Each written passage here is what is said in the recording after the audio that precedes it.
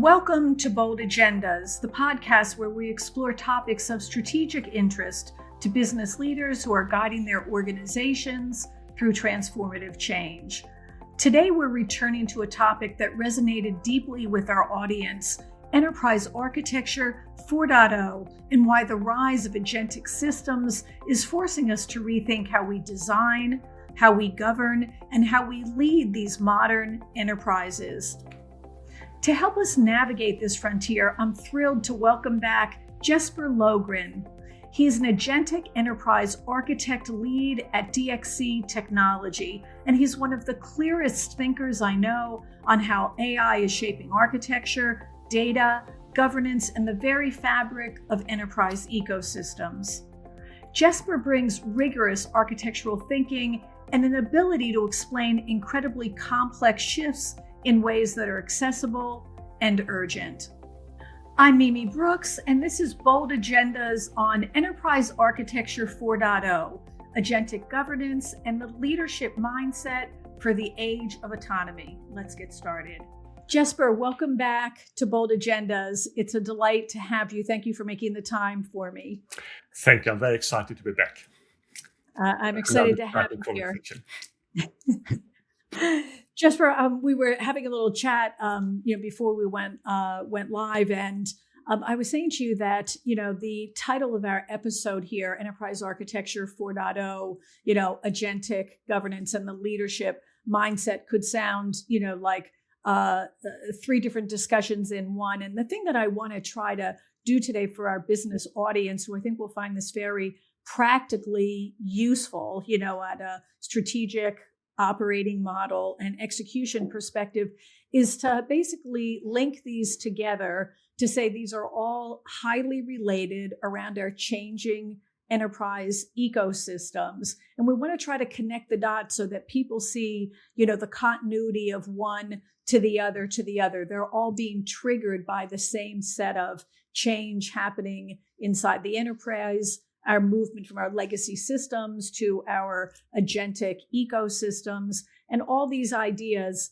how leaders see it, how governance must necessarily change as a result of this, and the changing nature of our enterprise architectures, all doors into the same party. Yeah? Yeah, the way that I see it is, and of course, things are changing a lot. And I think since we spoke last time, I realized it probably changing a bit more than I originally thought. So I think in the past, everything sort of sits at arm's length. There's a discipline for everything. We have a discipline for strategy. There's a strategy team. There's a governance team. There's an architecture team. There's a design team. There are all these teams all over the organization. And they're trying to coordinate, of course, because they all belong to the same operating model, but they're sitting at arm's length. And in the current world, it sort of works. It's not ideal, but it sort of works.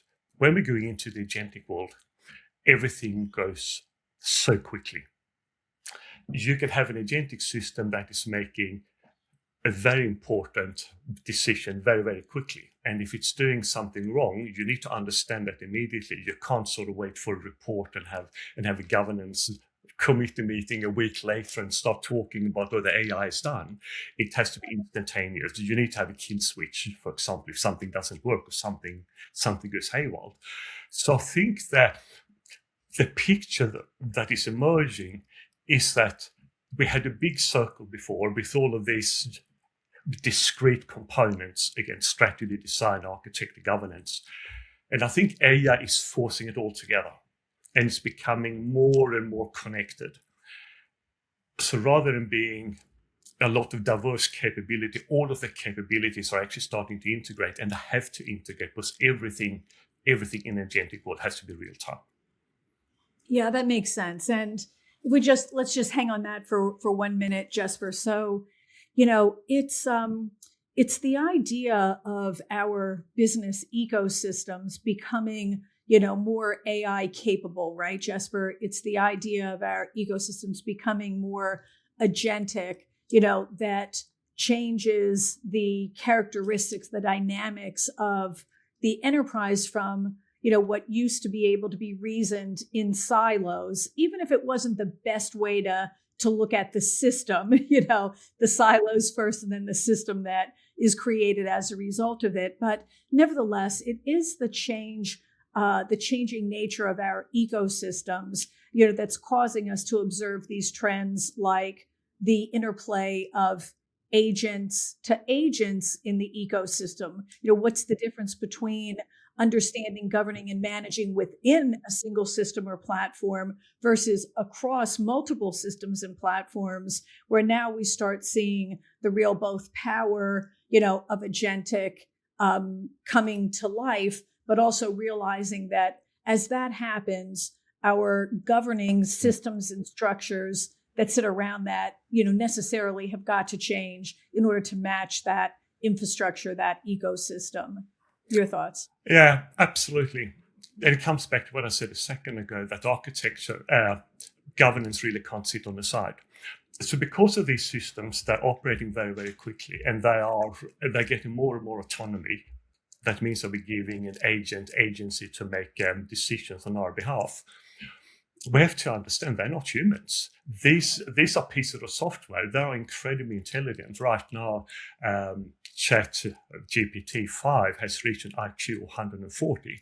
They are incredibly intelligent, but they have no real context. They have no understanding of us as humans and how we operate. They're trained on very, very, very general data. So if you don't have a way of bringing these together into a coherent way, they're all going to make decisions in silos. So that's a very important point that you made a second ago. Right now, organizations have silos, and it works because the human being has common sense.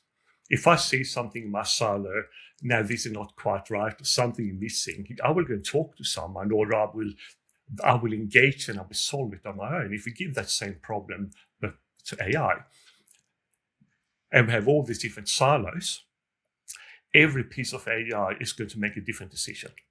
And that will be absolutely disaster. That's why the governance is so important. And the governance really, I'm going to use the word instead of governance, I'm going to call it context. It's really about giving the agents or the agentic system context. And the context is our context, the way that we think, the way that we reason, the way that we look at fairness, the way that we, for example, look at trust. All of these things need to be embedded into governance or into the context, so that every agent or every agentic system is making decisions from exactly the same place. And that is how we can start avoiding things like drift and hallucinations, etc. The problem right now. That's what we mean, right? Right, Jesper, that's what we mean when we say governance as infrastructure, meaning governance is in the system, not observing the system from the outside. It operates in the system, in the context of the system, if you will, and so it's necessarily embedded. So when you think about the transformation of governance, it's kind of funny, right, Jesper, because you could apply transformation to governance itself and say, governance as the last mile, governance as control at the end, governance as oversight, after the fact. It's those ideas that we're saying that approach is going to be too late, too far away, too far removed. So governance needs to be infrastructure. Governance needs to be in the system. And, Mike Carroll even, talks about it as virtue as infrastructure. And we're saying the same thing, right, Jesper? We're saying, right, if you mean, ethical application of AI, if you mean assurance of the human role and the definition of human oversight in the system, that's virtue as infrastructure, the same way that you and I might say governance is infrastructure. Yeah. We're all having the same discussion here. Yeah. We're just trying to get leaders to understand that how they might have controlled, and we can question whether control is even the right word, that's right, controlled or managed this, before, has really got to change to the system that's being governed. It's got to match the attributes of the system that's being governed. Otherwise, we're putting A against B, and never the twain shall meet, because it's just not appropriate to the system that we're trying to wrap some good thinking around. Yeah. I think there are two aspects here, Mimi. I think the first one is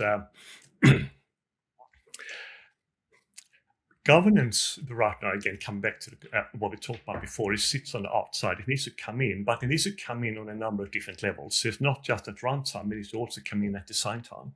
So quite often when we design a system, for example, today, it can be an IT system, it can be any system. We think about the system and the functionality, and then at the end, we think about governance. All right, so now we have designed the system. How will we govern the system? That's not going to work at all.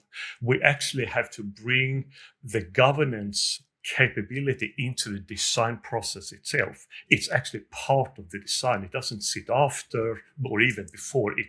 It's Totally. deeply embedded into the process itself of doing design. Totally. I mean, I'll go back to what you and I were talking about before we came on air, and that is, I could even take it back a step farther for people who might think about that as a life cycle idea, right, Jesper, and say, it's got to come in the strategy as we're determining the operating model that we're designing for. So bring it all the way back into strategy and operating model, because we've got to be able to answer the question, how will we provide oversight to this? How will we provide oversight? So totally agree with you that, it's a consideration at the very beginning and quite foundational and important. I think that we ask the question, how will we govern it? Because it also, if we missed it as a design idea, it forces it, as a leadership idea to answer the question about whether we can live with a system that works like that, based on how we want to govern and manage it, so does it really meet our strategic needs? Yeah. And I think also governance expands. I think that in our world today, we talk about strategy, for example, and we talk about all of these different disciplines. In the agentic world, what exactly is strategy? I think that's a really hard question to answer, because governance in our current world is something I stay clear of. I don't enjoy governance. I don't like that checking after the fact. It's not aligned to my personality type. So I stay away from governance. I don't like it. I see it as a hindrance, to be really honest. In the agentic world, it flips. It becomes super exciting. In my thinking, governance embodies strategy. Because what governance does in the agentic world, it's setting the constraint, it's setting the context, it is setting, you could almost like saying it's setting the operating boundary, it's saying, here's a boundary, here's a boundary, here's a boundary, here's a boundary. It's closing the circle. And then we are saying, okay, so these are the boundaries that you can play within these boundaries. What are these boundaries? Okay, we call it governance. We can also call it strategy. So I see governance and strategy merging in the agentic world. And the way that we are executing strategy also radically changes, because it's not a strategy document anymore. If we want to change our business and we want it to go in a different direction, it's not a strategy document. We actually go in and we are changing parts of our design, our architecture, our governance. We're doing policy changes and using the different tools, etc., that we use in order to change the agentic system. Everything is changing, Mimi, at the end of the day. It is so different. Yeah, absolutely. I love that idea, and I'm going to table that and see if we can get a few of us back together to, talk about the changing nature of strategy, because that's a good discussion and worth just focusing on that for an episode. So I'll get you and a couple other folks that have different, perspectives on that together, and we can talk about that for our audience. I think that'll be helpful. So Jesper, our conversation today then, just to get us down the road, is a governance discussion. When we said we want to talk about governance, but we're going to first talk about, enterprise architecture 4.0, so we can see the changing nature of our enterprise architectures. And to your point, as you've said earlier and often, that's another way also of saying, how is our operating model changing? Because our architecture is trying to be a construct for the operating model, right? So, how are our architectures changing? Why are they necessarily needing to change at a very fundamental level?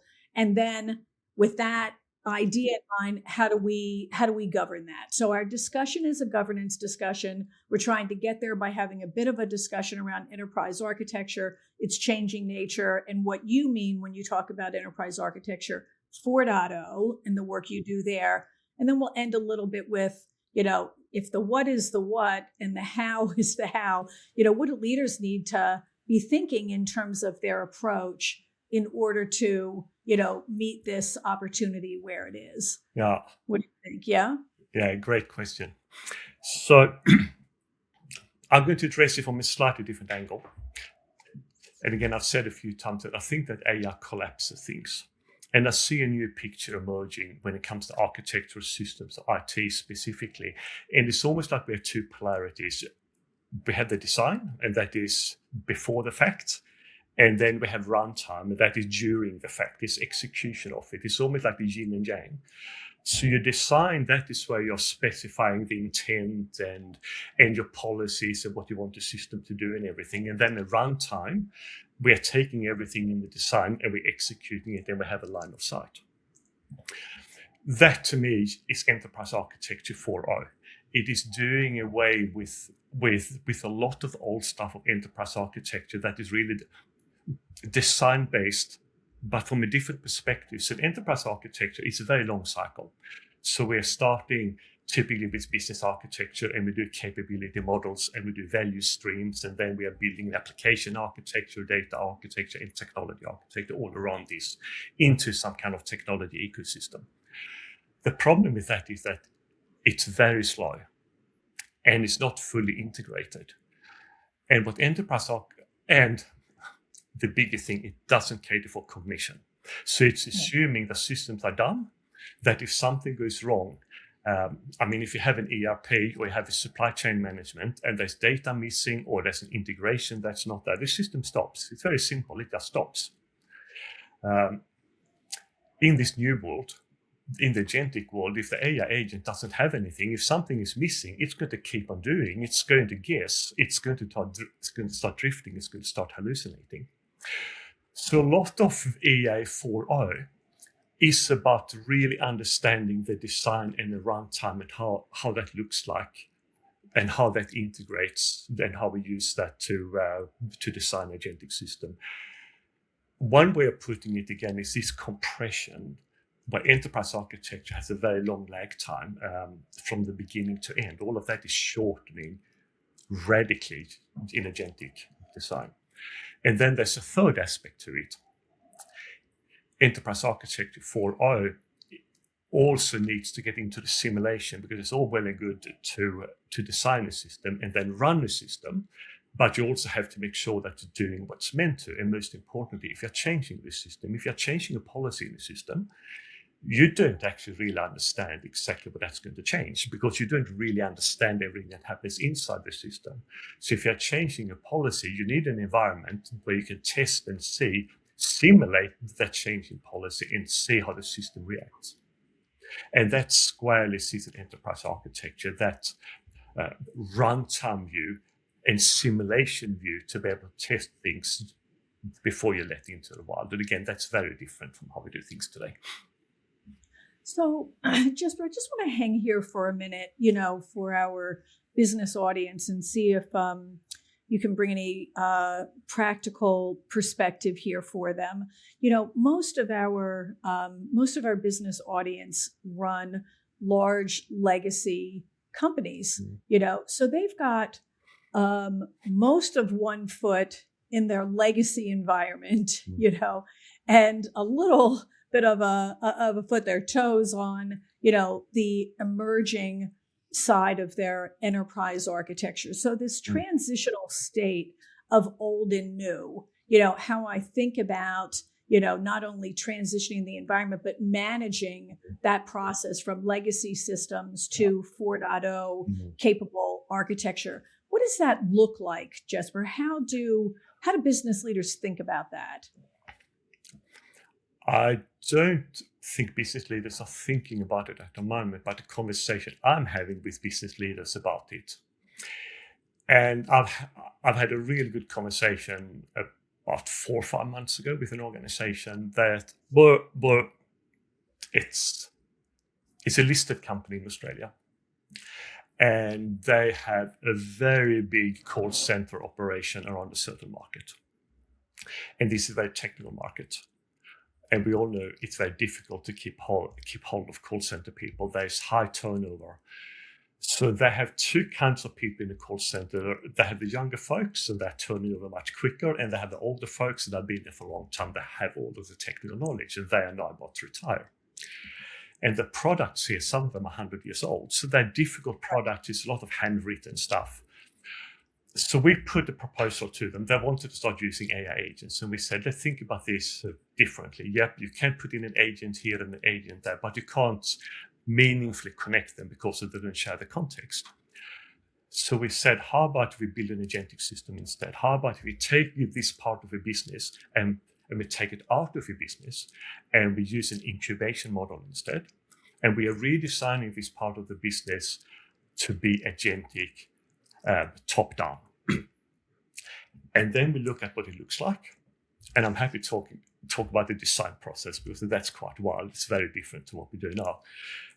And then we start looking at that process, designing it, putting humans in a loop, etc. So we have done that. It's about 33 or 34 agents, about 15 humans in the loop, and we're now building that process, and we will be implementing it in a few months. So that's quite interesting. So what you're saying, right, Jesper, is that when I say if you were a company that had a significant instantiated footprint in your legacy environment, and I'm trying to figure out a strategy to get from here to there, your recommendation in this particular case was pull it out, incubate it, let us get it running, if you will, and then we'll plug it back in, if you will, with some, opportunity to be able to see it, understand what it's going to mean in terms of bringing it into the mothership, if you will, of the company.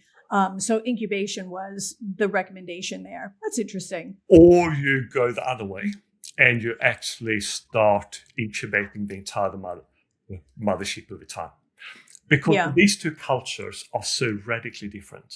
And the context that we have to create in agentic AI is so unlike anything that we have done before. I don't think, again, my hypothesis, I don't think the legacy world and the agentic world can coexist in the long term or even the medium term. So I think that once you're incubating, and I think incubation is the only way that you can do this, by the way. So if you start incubating and you take something out of the organization, then you're building the APIs and everything so you can access all of your organizational data because you probably need this in this incubated entity. But what we're doing with this customer in Australia is that the strategy is, okay, we are doing incubation of the call center. Then we're going to do the next part. We're going to incubate that and connect. And we're going to do the next part and next part. So the plan is actually to build an agentic business. And over time, transform the mothership. Okay, I get what you're saying. I mean, logically, it's less about porting it back to the mothership versus porting more from the mothership to the agentic side of the business. Exactly. Okay, I get it now. Yeah, that's interesting. Okay, so Jesper, let me go back to our discussion. What do people need to understand? What do you think business leaders need to understand importantly about enterprise architecture 4.0? Why old models of architecture won't scale to our future agentic aspirations, and what exactly is different about 4.0, at a structural level of architecture that the business leaders should appreciate so that we can then move from there to talk about governance and leadership approach. There is one massive fault line, and that happens. It happens in any system. It's not specific to agentic. So if you have any system and start putting components together, you get something called emergent behavior. The different components, if you have one component, you can predict it. If you have two, they can do something that you haven't expected. If you have 100 components, you can be pretty sure something unexpected is going to happen that you haven't thought of. When you put autonomy on top of this, that is like saying emergence on steroids. Then emergence really accelerates. And if I have to pinpoint one thing, that one thing that makes agentic AI and EA so radically different is this concept of emergence. And emergence happens even in one agent because you get emergence with autonomy as well. So it's almost like you get these two forces coming together. And it's making it very, very, very different. I mean, imagine having 100 agents and one of them starts drifting into the system. The entire system is going to start drifting. That's why the context is important. I come back to context again, because the context is bringing the agents back and setting the guardrails around the agent and say, you can do this and you can do this and you can't do this and you can't do that and you can't do that. So again, it's about locking down the system rather than trying to control it using if then else. You're really defining the operating boundaries instead. And this is all driven by emergence. As a matter of fact, everything in AI is really driven by emergence, because if you take the emergence away, then you don't really have autonomy, and then you're back to the deterministic systems as well. So that's the hardest challenge. So I'm talking about the 5 agentic mindset shifts, for example, and one of them is architect for emergence, because it's so important. Another one, because of the nature of emergence and we can't control it, we have to also learn how to design for loss of control. So right now it's about controlling. We are designing for control. We have to design for loss of control, because if we can't control it, we can observe it, then we can ring fence it, but we can't really control it because we don't have control of what sits inside. That's autonomy. Yeah. Right. That's the difference, right? Jesper, between, predictability, it goes a bit to this leadership mindset that we often talk about, right? We've got to get people comfortable with not controlling by predicting, but being a lot more comfortable and thinking about resilience, if you will, for, a future that's less, that's just less predictable than that. It's just less predictable. Yeah. So hence the whole leadership approach, right? Yeah. And there's an interesting governance concept as well, if I sort of bring in governance as well. So there are two types of governance in the agentic world, in the way that I see it anyway. And the first one I'm calling governance within, and that's governance within the agent. Again, if you have autonomy, you're going to get the drift and hallucination unless you manage it. So we have to govern agents. But the challenge is emergence. And emergence, there's a little bit of emergence in the agents, but the real emergence is sitting between the agents. It's actually agent interactions. You can have 3 agents and they're operating really well on their own, but then coming together, the sum total of what they're creating might be completely unacceptable. So the other kind of governance I'm calling governance in between, and that is really the governance in between the agents. It's actually the governance of the system. So it's almost like we have agent level governance, that's your micro governance, and then have the system level governance, that's our macro governance. And they're both dealing with emergence, but they're dealing on emergence at a different scale. Right. But they'll be cooperating at the same time, right, Jesper? So Absolutely. When we think about governance, it's going to be an and idea. We need to be able to think about governance within a particular platform or system, and then governance across agents, in the ecosystem, if you will, kind of anticipating among themselves, what their likely cumulative effect is, right? One decision hands off to the other, and what is each agent likely to do with that, essentially?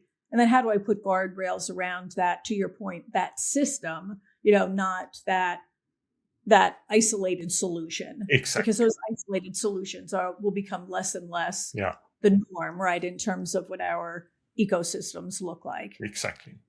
Yeah. So Jesper, are you, so your new book on agentic governance, and I'm going to let you give some information on that at the end, is trying to address this issue, right? You refer to this as moving from a deterministic, mindset, if you will, to this idea of emergence. How do we deal with, ecosystems that are run via emergence as the strongest catalyst here, right? So tell me, what are you recommending is the approach to this new governance. When you talk to clients, how do you move them from governance after the fact to governance in the system, Jesper? That's a good and a hard question. It takes time.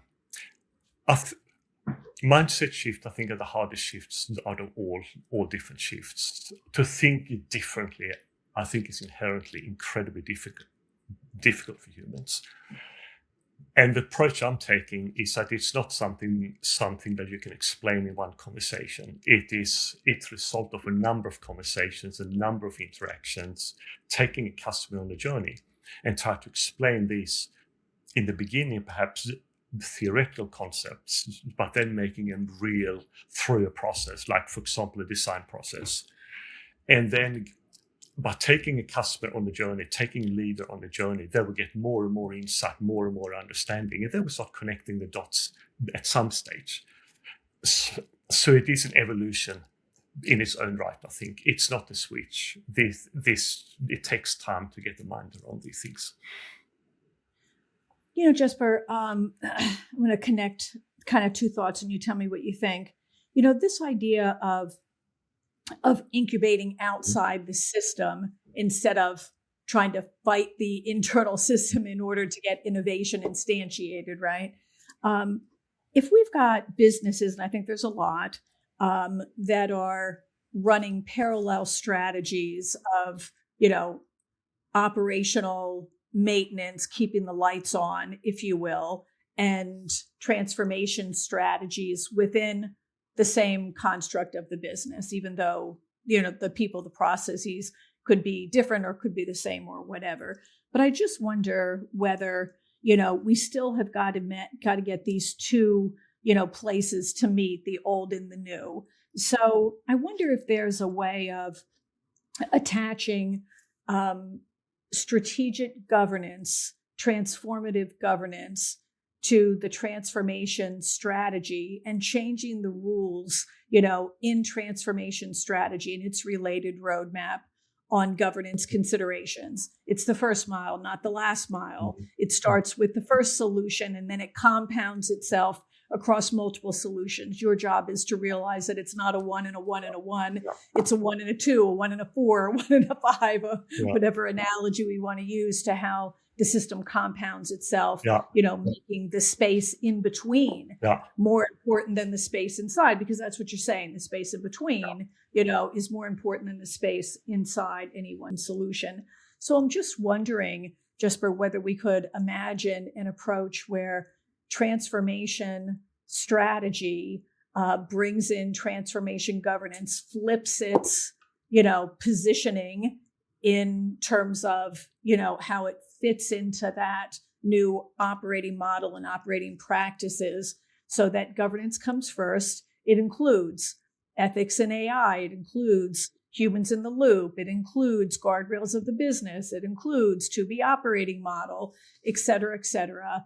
And we establish, the change of governance, structure, dynamics, people, process inside that transformation office. Yeah. And it necessarily evolves, as the roadmap itself evolves. Yeah. More touch points, more, have you seen that, Jesper? Because that's where I would more commonly see that in the businesses that I work with or that I know. Your thoughts? I would like to see more of that. I think one of the complications is that when we started 100 years ago, for argument's sake, and this is meant to be an order form. All right, let's just say it's an order form. And there was a salesperson out and they were filling it out, pen and paper. And then we got into 1970s, 1980s, 1990s. So someone came up with the idea, okay, we're going to automate that order form. We're going to digitize it and we're going to sort of do it on the screen instead of on the paper.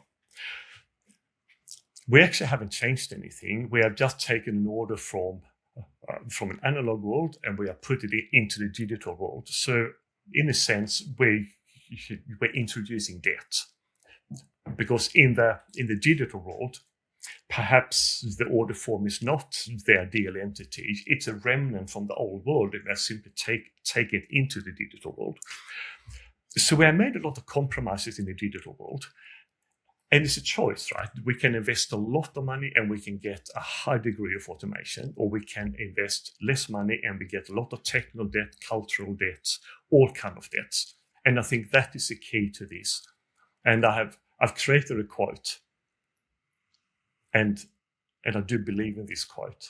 And it is in the agentic world there can be no debt. Technical, cultural process debt, it doesn't matter. There can't be any debt. Because if there is any debt, we're going to get hallucination and drift. And we can't have hallucination and drift because then we can't trust the system. If we don't trust the system, everything is meaningless.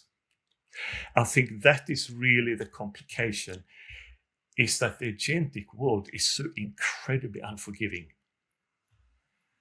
And it won't stop. Our current world stops and it throws an exception and someone has to fix it. The agentic system is going to keep on going. It's not going to stop. It's going to try to overcome it. It's going to try to use its intelligence and make a decision if something is missing. And I think this change is so big and so fundamental. So I'm going to put that in the context of your question now.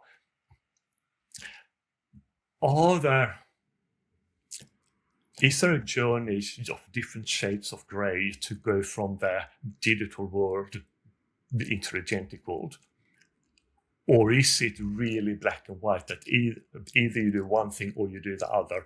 And I'm leaning towards more the black and white world, because they are so different. And it comes back to the context. The context of the agentic system looks very different.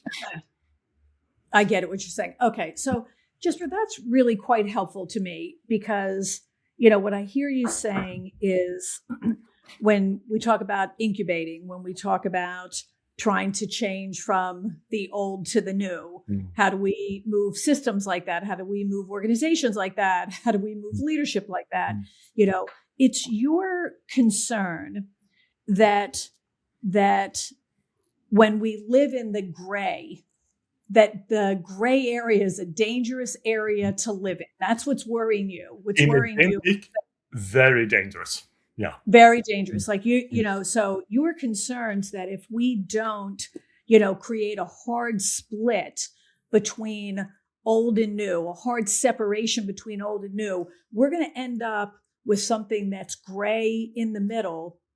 And that's a dangerous place to be, because we're not going to have the guardrails that we need to really manage that. We're not going to have the appreciation, if you will, of what could happen, of how this could travel unmanaged on its own, and what the outcomes of that could be before somebody someplace is going to, Jesper, see a dashboard and go, whoops, something's got to be, dealt with here. So you are concerned that if we bleed those two worlds together without having some really capable people orchestrating that with a high degree of precision, that the likelihood is that that model could end quite badly, and that you'd rather avoid that risk and say, look, separate this between old and new, so that we're not relying on the degree of right we're going to have to be to finesse that from here to there. Am I hearing you right, Jesper? Is that what you're saying? Absolutely. Yeah. Rather than looking at, when digital came on board, we looked at digital as a way of improving an analog business. Agentic is not a way of improving a digital business. I think that is the difference. It is its own operating model. And I think what organizations are going to find, and I've been speaking to a few organizations that are sort of coming to this realization, that if it's possible to build this world where both of the systems coexist, I think it will be prohibitively, it will be very, very expensive. I think it would make much more sense to use agentic AI as a way of reimagining your organization rather than transforming the organization. Yeah.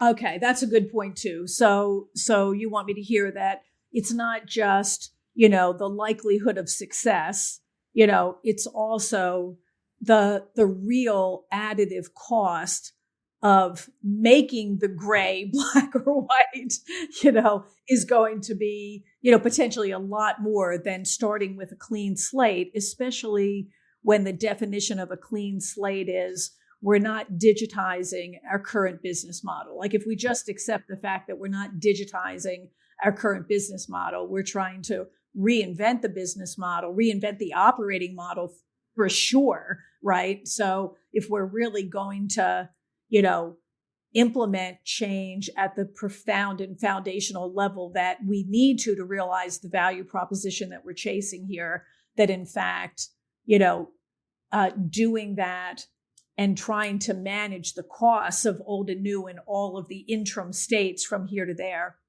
could be quite expensive.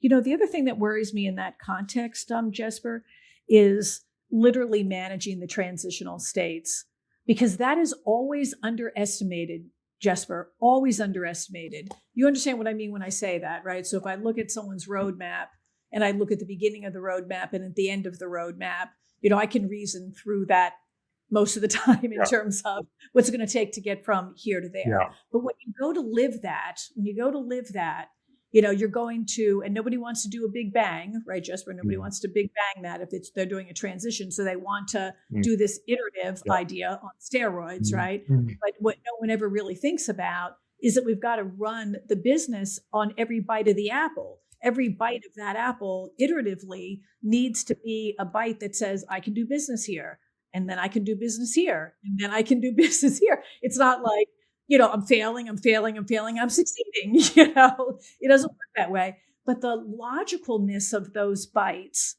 and being able to reason through whether those bites are rational interim states, Jesper, not easy. That's not easy. Not easy. People always underestimate that. I think leaders really underestimate the living in the transitional states idea. Yeah. And we're not quite there yet. For example, with the customers I'm working on, we are building these systems. We're getting closer to deployment, but we're not living in the world where these two systems or these systems coexist at runtime. So you're absolutely right. Yeah. And you know what, just where the problem is that, it could be illogical from a technology or systems perspective, and it probably has some of that. And we're probably accumulating technical debt that we're just not even seeing right now. We'll see it later, just like we look at our technical debt now. When did we get that, Jess? We didn't get it yesterday. We got that stuff 10 years ago. You know what I mean? So it certainly could be the case that that technology in the ecosystem is irrational. But, more often than not, it's really more people processes, workflow, business process, relationships, people readiness. That's where, you've got the what in the world is going on here, and how did anybody think this was going to work? The front end didn't consider the people in the middle, didn't consider the, ancillary people at the end, et cetera, right? Yeah. Absolutely. This is operating model here that we're talking about. Yeah, absolutely. Exactly. Yeah. Exactly. So Jesper, let's talk about what leaders do. Like, what's the leader mindset through this? Because there's a bit of like, we have to sunset certain ambitions, certain ideas that just don't fit well here. And I just want to read this. I know you don't know that I'm going to do this, but I just want to read this because it's from the forward of your book. It'll just take me a minute, but I think it goes to this idea that I want to talk about. It says, the most important change isn't technical. It's not about the next compliance tool or audit protocol. It's a shift of mindset. Leaders must stop seeing governance as paperwork that follows action and start seeing it as infrastructure that shapes action in the moment. I'll jump a little forward. This requires humility. For decades, executives were trained to forecast and control. The mark of leadership was certainty. In the age of agentic systems, certainty is an illusion. Yeah. This is kind of what we're talking about here, right? Go ahead, tell me what you think. So I'm bringing this back. So I have this concept of the 5 mindset shifts. And that's really what we're talking about here, just to reword it a little bit in the context of the book. And I think that these are the mindset shifts that absolutely leaders are going to are going to have to go through. But I think everyone is going to have to go through it at some stage. So we have talked about them briefly, or some of them at least. For example, this concept of certainty in knowing, being able to test, then, all right, I've executed all my test cases, I'm absolutely certain this small change is going to work. That's a complete fallacy in the agentic world. You need to really embody simulation as a capability. So that's an incredibly important mindset shift. Another one comes back to what we talked about, this concept about being deterministic. So, for example, the if, then, else statement, we are telling the system, if this happens, do that, if that happens, do that. We can't do that at all because, well, we can, of course, but then it's not autonomy and we are losing all of the benefits and then it's meaningless. If we turn on autonomy, we can't make something autonomous and then say, do this, and this. What's the point, right? So the second mindset shift is to design conditions instead of outcomes. It's not about understanding exactly how it's going to do things. It's about setting the operating environment, setting the context, setting the policies about what the system can do and can't do. These are the constraints. You absolutely can't do this, etc. So that is really designing the conditions for the system to operate.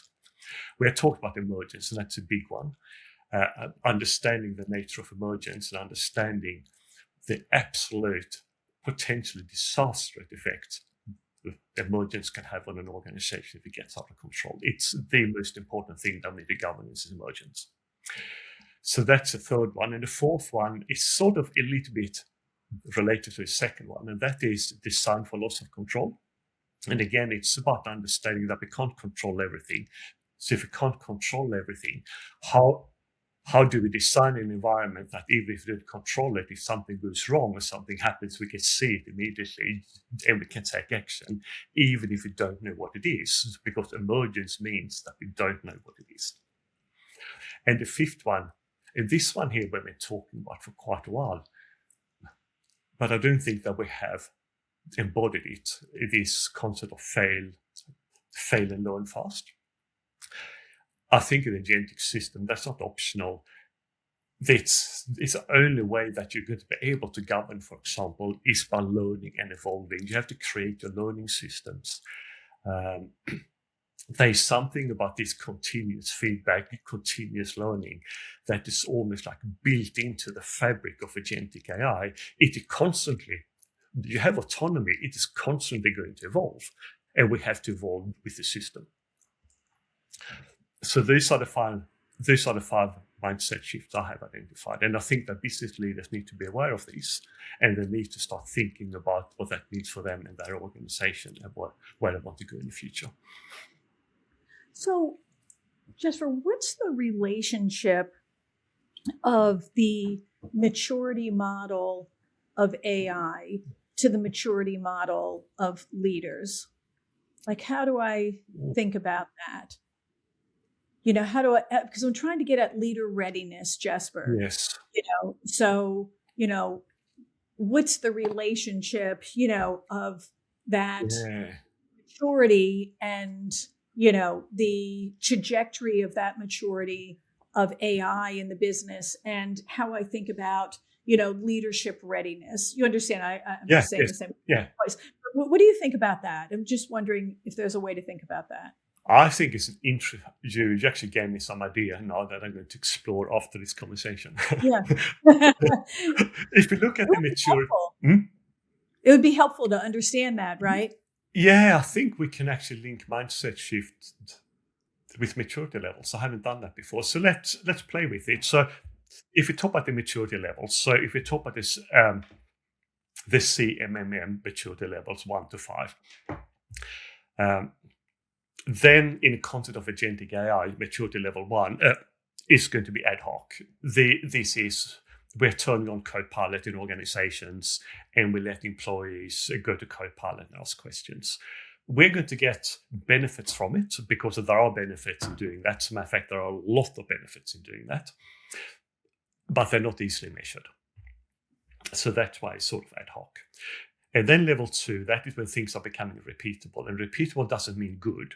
It means that we can do things over and over again and we can repeat it. It's either good or bad. It is simply the ability to repeat it, because in order to improve it, first we have to repeat it. So that's level 2.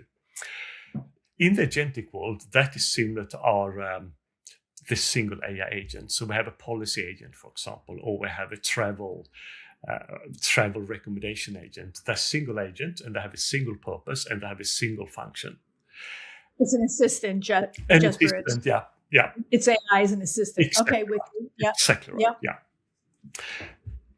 We don't really have any mindset shift yet. These two scenarios can happily exist in organizations today. A lot of organizations are building agents and they're deploying agents, these very, very simple agents. That's not the problem. The problem becomes really when we put them together, because emergence, again, there's emergence in one agent, that's fine. Emergence in 5 or 10 or 20 agents completely changes the picture. So after maturity level 2, that's when the mindset shift really starts to hit. And I've introduced, I love hacking things, Mimi. So I introduced the next maturity level called 2.5. And to me, this is a testing ground. So this is when you're starting to think about, okay, so multi-agent systems. We have to think about, for example, how all of these work together. So we need to start thinking about simulation. We need to start thinking about, for example, design for conditions. So we're starting to implementing all of the mindset shifts, apart from emergence, perhaps. We start implementing those now on a light level in level 2.5.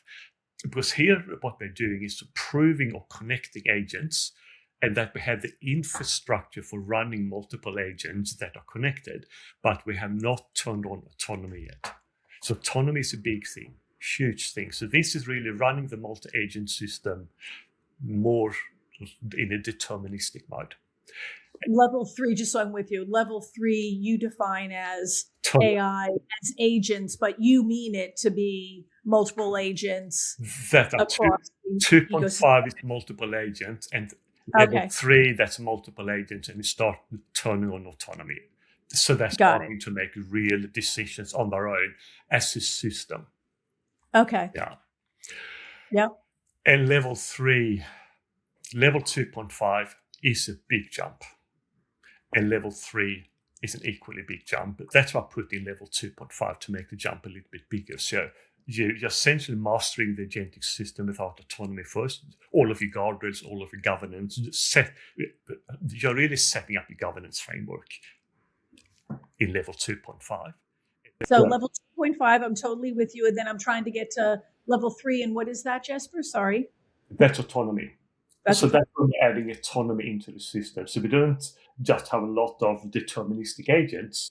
Now we have autonomous agents that are truly making decisions on their own through their own cognition. And from there on, level 4 and level 5 are probably a little bit academic today. I don't think we have any real level 3 systems in the business yet.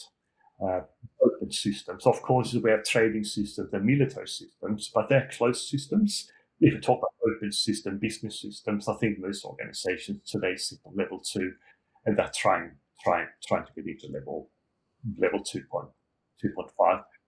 Level 4 and level 5 is just increasing levels of autonomy, where you're seeing more and more of the transformation of the human role going away from the management operational role into more the governing human in a loop overseeing the system role.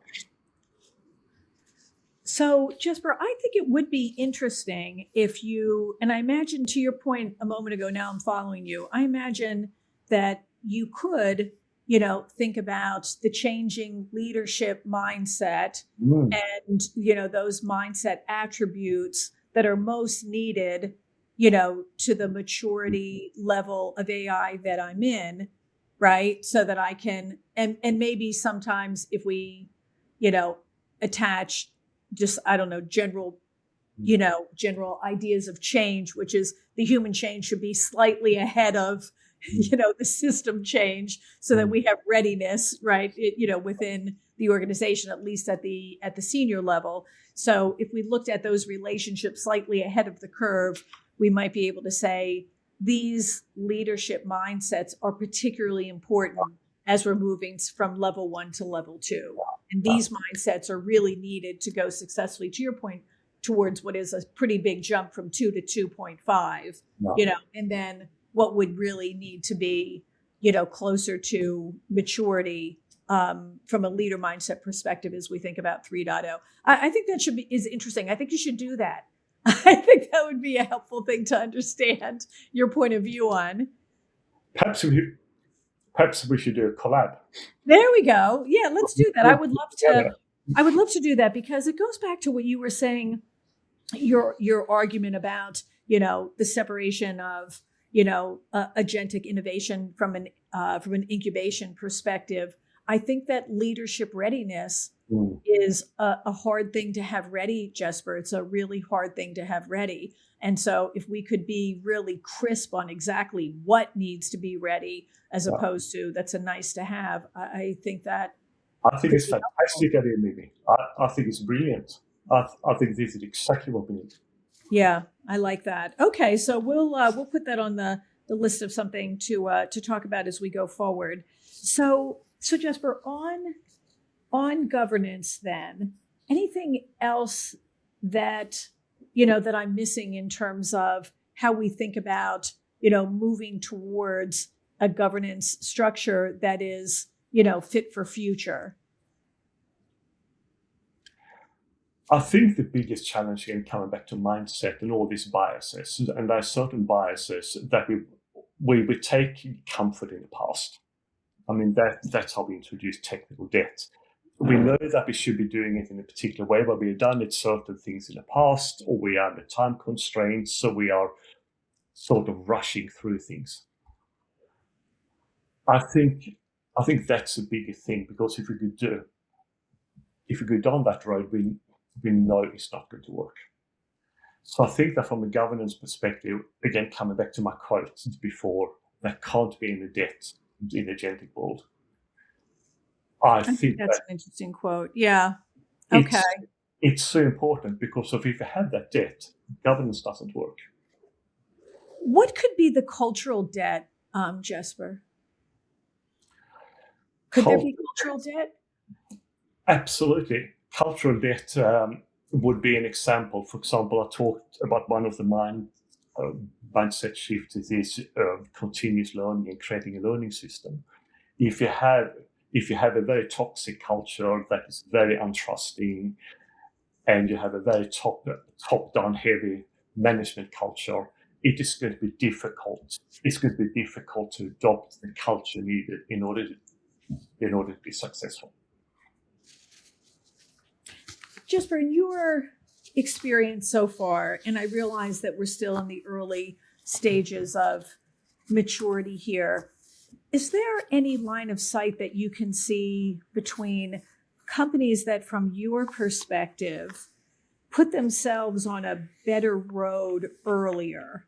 They just put themselves on a better road earlier by something that they're doing that to you seems more promising, more likely that they would succeed because they put themselves on this road or approach that you think others might not be able to, embrace or adapt as quickly as organizations that, from your perspective, you'd walk away saying, now, you know what, they have a chance of actually getting this right? Yeah. The thing that comes to mind immediately, and again, this is the organizations I'm dealing with in Australia, for example, and New Zealand, that are doing something about this. They have a leader that really believes in it. And they have a leader that is willing to take a little bit of risk, understanding we're going into something that's uncertain, and everything that's uncertain inherently carries a little bit more risk, but they can see the potential. And even if this is very different, we can still do it step by step, but we can still start small. Just because it's different doesn't mean that we have to do the big bang. So what I've seen in organizations that have these leaders that are really driving different outcomes, and they are not afraid of taking a bit more risk, and perhaps most importantly, they are not afraid of admitting what they don't know. those people, and I'm working with one of those leaders at the moment very closely in this agentic system that we are building, it makes a huge difference. I think if you don't have a leader like that, you're always going to gravitate towards doing what you did in the past. That's what you feel comfortable with, and then it will work. Sometimes, Jesper, I don't know whether you're in your work you see this as well, but interested in hearing it. Sometimes in my work, some of the more counterproductive ideas that I see is, interestingly, when there's pressure from the board, when there's pressure from the board to do something agentic, they don't know exactly what they want you to do, but they want you to do something. They feel like something is better than nothing, but, pressure on the board to the leadership team is a real stranglehold, on the CEO and on senior leaders, because the pressure to, again, do something as opposed to doing the right thing, for example, or to your point, starting small. It doesn't have to be, terribly huge and impactful. It just needs to be reasonable, and we can learn from it. And, we can build from there. So sometimes I think that pressure from the board that gets heard as, if not said as, do something because you can't do nothing, can often have not the best outcomes. Because the motivation's difficult, right? Yeah, there's far too much Kool-Aid out there. There's an enormous amount of Kool-Aid. And I think that boards are drinking far too much Kool-Aid. And I think it is really up to the management and the leadership, again, to understand agentic AI and understand the challenges along the lines that we have been discussing today, and then have a communication back with the board and try to educate the board. I mean, it's an education piece, I think, for everyone. And I think boards in particular, they need to be educated, not just about the potential. And the potential is enormous, but the risk is enormous as well. And you need to manage, you absolutely have to manage the risk before you go into the potential. So I think the education piece for boards, to understand what this is and how it works and what we need to do different and what the potential downsides are. See, that's another thing that you could write. See all this work that I'm creating? I'm like, you could write that too. You just need to sleep a little less, and you could get there on that one as well. So I'm going to stop giving you good ideas for things you should do on your extra time. But I just feel these are thoughts that a lot of people could use. So Jesper, I usually end these with your best advice, but I'd rather end this one with you being able to tell people how they can get your thought leadership, and in particular, how they can get the new Agentic Governance book that I think will be quite helpful for them. So what's the best way for folks to do that, Jesper? My website, jesperlowgren.com, Enterprise Architecture 4.0.com. LinkedIn is a very good channel. My books are available on Amazon. And can I just quickly... I've actually written 2 books. So we've been talking about agentic governance, which is really a book for leaders, business leaders. This is my agentic design book called Design or Be Design. And I put a lot of urgency in it because I think there is urgency. I think people, especially in my profession, they're very close to being left behind because the things that happen so quickly. To me, this is a wake-up call to what we need to do and how we need to think differently, how people need to relearn how to play in this new space. How do we design these new systems? How do we approach it? How do we think about it? Where do we start? Instead of putting in the if, then else, and we are putting in the boundaries, what does that actually mean? I mean, what is a boundary? What does it look like? What does it consist of? All of these things I'm explaining in my book. I love that. So Jesper, is that as much for a CIO audience or enterprise architects as an audience as well as business folks, or what do you think? Just so I ping the right folks. Yeah, I think agentic system design is more if you're involved in systems. It doesn't have to be information systems necessarily, but everyone that's involved in designing systems, operating systems, it's a very applicable book. It's highly applicable to everyone in IT because it affects information technology a lot. But it goes beyond IT. I don't think a CEO would pick it up. They get something from it. But if I was a CEO, I would pick up agentic governance instead and not agentic system design. Okay, perfect. That's the advice I wanted to give folks, because I get that question since I refer your writing often, so I want to get it to the right people. Jesper, I appreciate having you back again and having you share all of your good ideas. It's hard to keep up with you, but we'll try every few months to get back and see where you are next. And I hope maybe we can collaborate on some of the things that we spoke about, because I think they're interesting ideas as well. Yeah. Thank you for inviting me. Love being here. Love talking to you. Thank you so much. It's so good to see you, and keep in touch.